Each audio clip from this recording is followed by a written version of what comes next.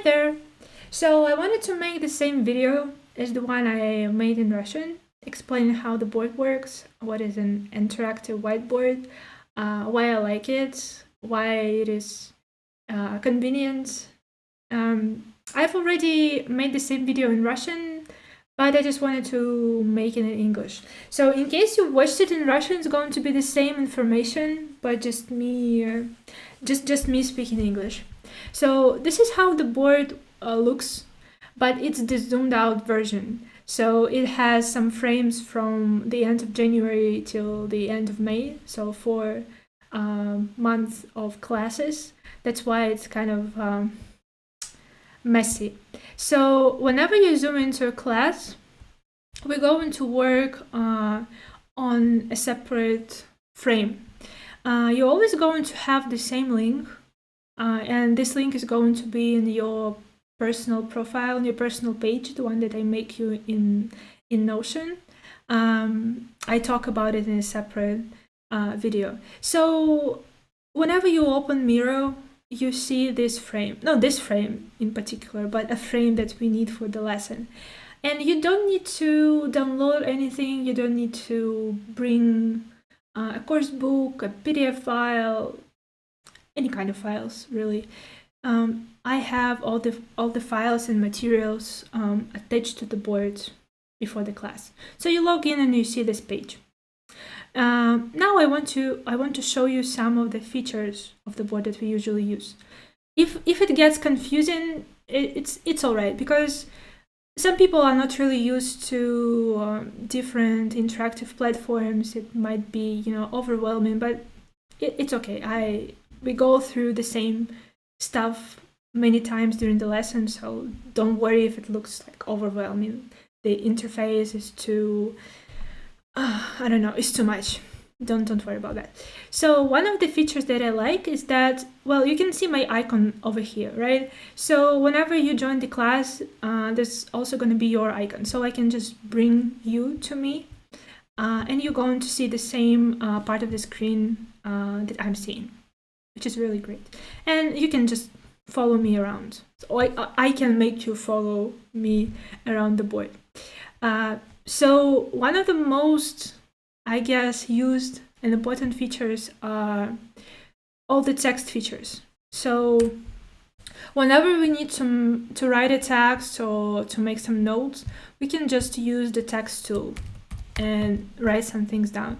We can write these things down, we can copy paste them, we can delete them, I don't know, change fonts, change size, change the color. Well, it really depends on your imagination and your needs. Well, we don't really need all the features, but I'm gonna go through the most important ones. So it's a text feature, and then text tool, and then like different pen tools. Usually I use the pen to to tick something, to underline some things, to cross some things. Something really simple. I'm not that into design, I guess. Or we can use a highlighter feature. It's really convenient for for big texts, or I don't know, for some other reasons as well. I can't really come up with anything else on the spot. So these are really convenient, and we can also use different stickers. We can use stickers to write down some ideas that we have, or maybe we need like a translation, or I need to write down a task. Well, can be anything real, or we just need to cover, or we want to cover something up. Yeah, we can just do that. We can use that. We can use a sticker, or we can use a fancy sticker and add some hashtags or something else. There's also this space to make notes, so it's really convenient.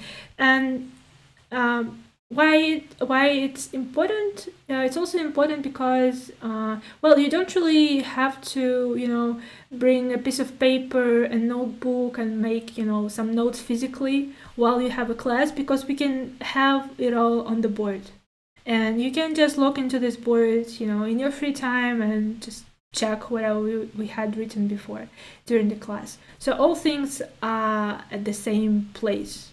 which personally I find really convenient, and my students find it convenient as well. Then sometimes, well, not sometimes, usually I have things prepared. I always have things prepared. And say we want to do like a matching activity, yeah, and you already have the numbers. You don't need to write them down. You don't need to type them. You just need to match the words and with the pictures.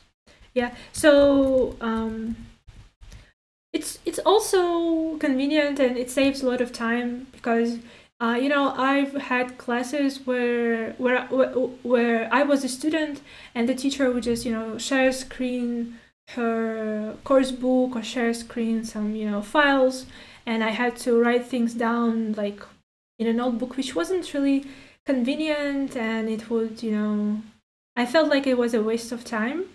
So I want our classes to be interactive, because when you only look at the board, it kind of gets boring, at least the way I see it. So that's a cool feature.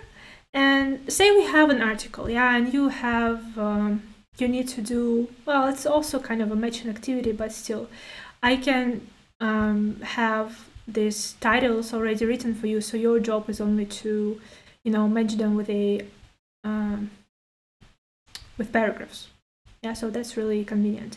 And if we need to listen to some text, I'm just going to share my sound, the audio from my computer, so you don't need to go on a separate site and look for a particular audio file and play it from your computer. So it's not really a feature of the board, but it's more a feature of the classes. I wouldn't say with me, but online classes, you don't need to play the audio from somewhere else. I'm just going to play it for you. So basically, you have one frame, and you have all the materials on this frame. And whenever notes we need, we can just add them here. And I also have a separate video about homework. And homework is usually next to the frame with homework is next to the frame of our last class with a date. So you can find it attached here. And also other features can be, we can add as many links as we need. Say, for example, here it's a part of a lesson with with some authentic material, so I can add a video, I can add a link to, here it's a Google document and a dictionary entry, something like that. So it's really convenient. So to sum it up, everything I have said about the boards, the interface might look confusing, or not confusing, maybe overwhelming, because you can see a lot of things, a lot of stuff you're not really sure how to use, but it gets easier over time, and I always go over the same things in case you deleted something, or you don't know how to copy, or things are like moving all the time. It might happen, but it's all right. After a few lessons, usually the students, they get used to the boards, and it's really convenient. And after we're done with the boards, I can save it. Well, as you can see here, it has too many frames, more than I'm comfortable with. So honestly, I can just save it as a PDF file and send it to you. So even if I delete all these frames from the boards, you're gonna have a copy of these frames as a PDF file. So that's also really convenient. Yeah, so you don't really need to bring anything. You don't need to buy like a physical copy of a course book. You don't need pens and pieces of paper, usually. That's why I like working on an interactive board. It has all things at the same place, and that's really the biggest advantage. So yeah, that's all I wanted to say, actually. So yeah, thank you for watching.